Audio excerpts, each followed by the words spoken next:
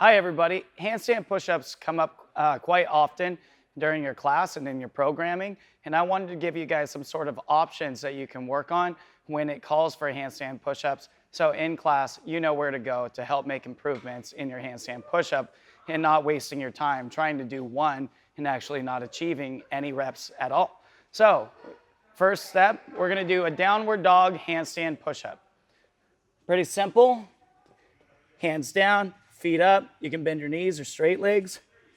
Touch your head and back up. That's the most elementary version of the handstand push-up and a way to modify it.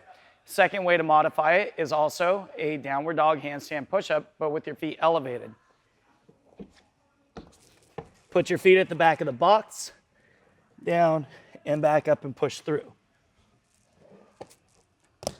Keep in mind that when you guys are doing your handstand push-ups, there is that triangular shape that you would like to achieve with your head and your two hands. So your head should always be on the front side of your hands should be on the front side of your head. So you're touching out here and your hands are in view. Part number 3,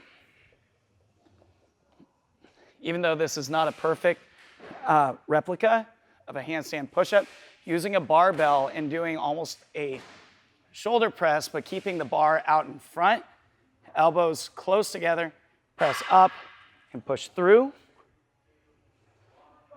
That is your third option. And now we're going to get a little more tricky.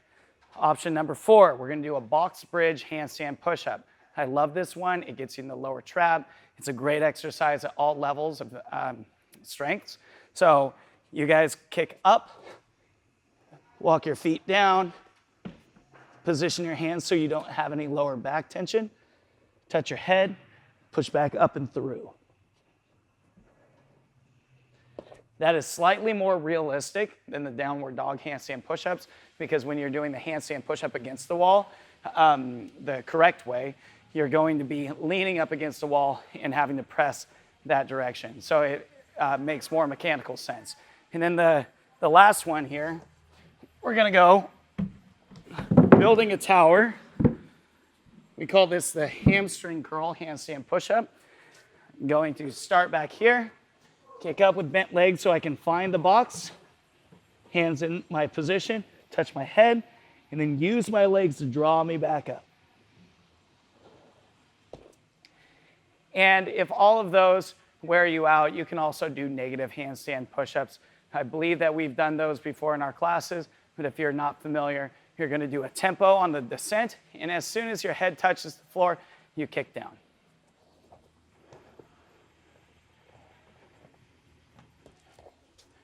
All of those are great means to getting stronger for your handstand push-up, so try them when you have time.